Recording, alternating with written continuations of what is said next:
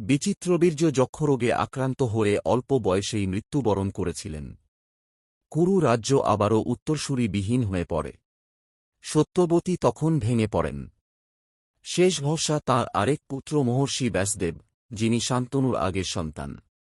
তিনি ব্যাসদেবকে ডেকে বলেন, কুরু বংশ রক্ষার জন্য তোমায় নিযোগ করতে হবে। অম্বিকা ও অম্বালিকার গর্ভে সন্তান দাও। ব্যাসদেব সম্মত হন, কারণ রাজবংশ রক্ষা একটি ধর্মীয় দায়িত্ব। ব্যাসদেবের নিযোগের ফলে কুরু বংশে নতুন ৩ সন্তান জন্ম নিল: ধৃতরাষ্ট্র, পাণ্ডু ও বিদুর। এই ৩ জনই ভবিষ্যতে মহাভারতের ভিত্তি তৈরি করবে। অম্বিকা প্রথমবার ব্যাসদেবকে দেখে ভয়ে চোখ বন্ধ করেছিলেন।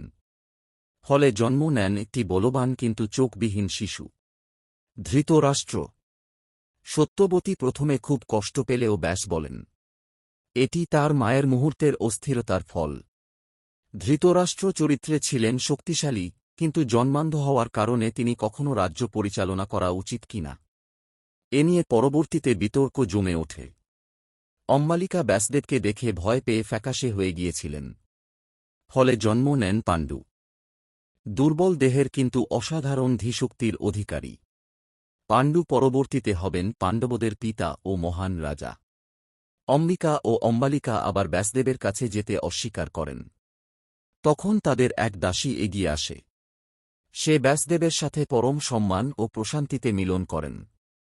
ফলে জন্ম নেন বিদুর, জ্ঞান, ন্যায় ও ধর্মের জীবন্ত প্রতীক। কিন্তু তিনি রাজপুত্র হিসেবে বিবেচিত হন না, কারণ তাঁর মা দাসী।